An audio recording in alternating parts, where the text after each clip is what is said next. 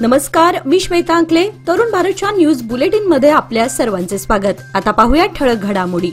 महानगरपालिकेच्या आरोग्य विभागाकडून प्लास्टिक विरोधी कारवाईची मोहीम पुन्हा एकदा तीव्र करण्यात आली आहे. बेकायदेशीररित्या प्लास्टिकची विक्री करणाऱ्या दुकानांवर कारवाई करून 250 किलो प्लास्टिक जप्त करत 20,000 रुपयांचा दंड वसूल करण्यात आला. शनिवार दिनांक 28 रोजी मनपा आरोग्याधिकारी डॉक्टर संजीव नांद्रे व आरोग्य खात्याच्या कर्मचाऱ्यांनी मेणसे गल्ली कलमट रोड येथील दुकानांवर कारवाई केली आहे. केंद्र सरकारने सिंगल यूज प्लास्टिकवर बंदी घातली असली तरी देखील अद्यापही काही दुकानदारांकडून बेकायदेशीररित्या प्लास्टिकची विक्री केली जात आहे. प्लास्टिकमुळे पर्यावरणाची हानी होण्यासह अनेक दुष्परिणाम होत आहेत. त्यामुळे प्लास्टिकची विक्री करण्यात येऊ नये, लोकांनी कापडी पिशवीचा वापर करावा यासाठी सरकारकडून जनजागृती केली जात आहे.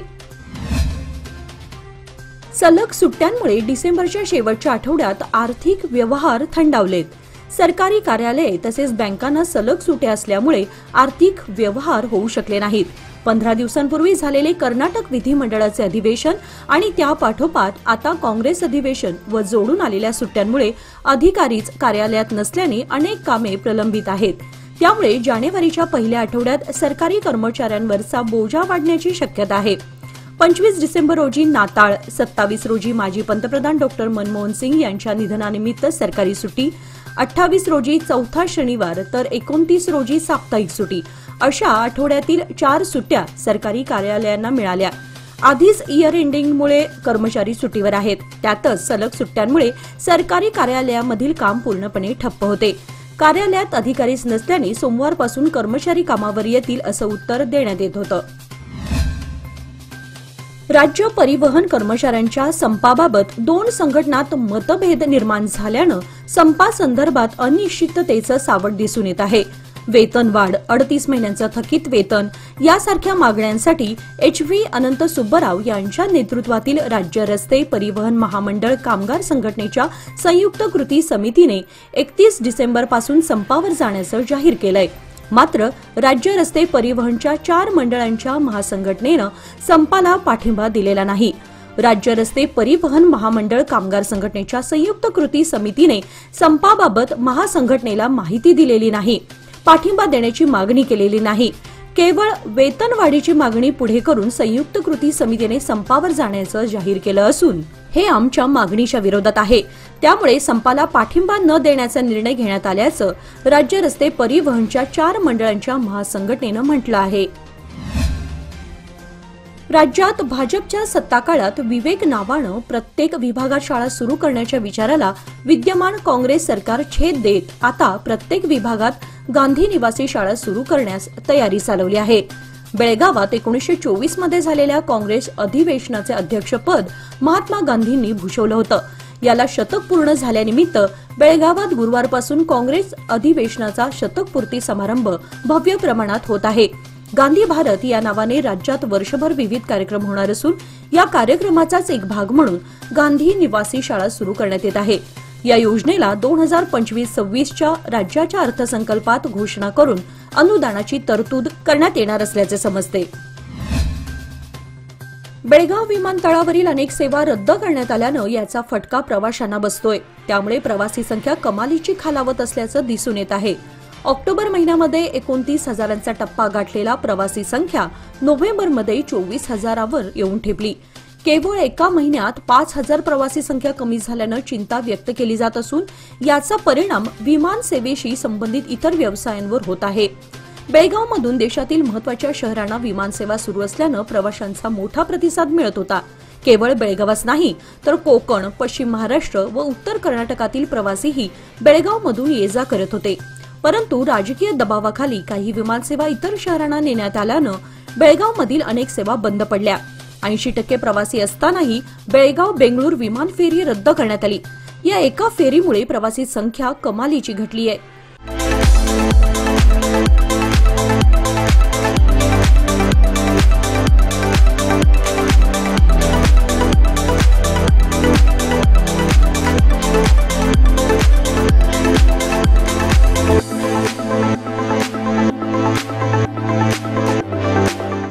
आहे लोकमान्य दुर्गा शक्ती योजना, जी देते तुमच्या गुंतवणुकीवर 10.25% परतावा, तेही फक्त 18 महिन्यांमध्ये. सोबत 1 लाखापर्यंत व्यक्तिगत अपघाती विमा विनामूल्य उपलब्ध. अधिक माहितीसाठी आजच कॉल करा 1800-212-4050. फक्त सभासदांकरिता. अटी लागू. लोकमान्य, जिथं पैसा वाढतो आणि नातं वृद्धिंगत होतं.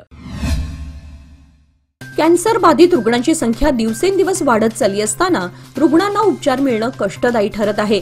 या पार्श्वभूमीवर रुग्णांना पहिल्या टप्प्यात उपचार मिळावेत आणि तो बरा व्हावा या उद्देशाने जिल्हा रुग्णालयामध्ये कॅन्सर विभाग सुरू करण्याचा निर्णय सरकारने घेतलाय. त्यामुळे प्रायोगिक तत्वावर बेळगाव जिल्हा रुग्णालयासह 10 जिल्ह्यात कॅन्सर उपचार केंद्रे सुरू केली जाणार आहेत. नंदगड डॅम परिसरातील शेतीत हत्तींच्या कळपानं गेल्या 2 दिवसांपासून तळ ठोकून शेतकऱ्यांच्या पिकाचं मोठं नुकसान केलंय. यात संजय कारलगेकर यांच्या 1 एकर ऊस पिकाचं नुकसान केलं असून संपूर्ण ऊसच भुईसपाट करून हत्तींच्या कळपानं खाऊन सोडलेला आहे. त्यामुळे संजय कारलेगकर यांचं जवळपास 40 टन ऊसाचं नुकसान झालंय.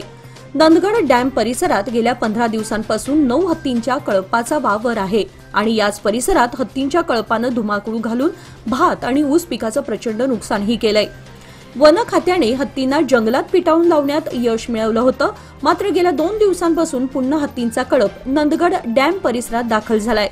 या ठिकाणी धरणाचं पाणी उपलब्ध असल्याने हत्ती या भागातून हलण्यास तयार नसल्याचं स्पष्ट झालंय. हत्तींचा कळप असल्यानं एकदा शेतात आला की प्रचंड नुकसान होत आहे. तसेच हत्ती दिवसा देखील वावरत असल्यानं शेतकऱ्यांमध्ये भीतीचं वातावरण पसरलंय. नागेश मडिवाळनं आपल्या पिळदार शरीर यष्टीचा दर्शन घडवत मिस्टर बेळगाव 2024 चॅम्पियन हा किताब पटकावलाय. शनिवारी रात्री बेळगाव शहरातील छत्रपती संभाजी उद्यान येथे बेळगाव जिल्हा बॉडी बिल्डिंग असोसिएशनच्या वतीने आयोजित जिल्हास्तरीय स्पर्धेत विजेतेपद पटकावले. बेळगाव जिल्हा बॉडी बिल्डिंग असोसिएशनच्या वतीने संभाजी उद्यानात या स्पर्धेचं आयोजन करण्यात आलं होतं. हजारो बॉडी बिल्डिंग शौकीन खेळाडूंच्या उपस्थितीत ही स्पर्धा पार पडली. रुद्र जिमच्या ऋतिक पाटीलला उपविजेतेपदावर समाधान मानावं लागलं, तर कॉर्पोरेशन जिम गोकाकचा बॉडी बिल्डर सागर कळीमणी याने बेस्ट पोझरचा किताब पटकावला. स्पर्धेला प्रमुख पाहुणे म्हणून उद्योजक आर.एम. चौगुले, महापौर आनंद चव्हाण उपस्थित होते.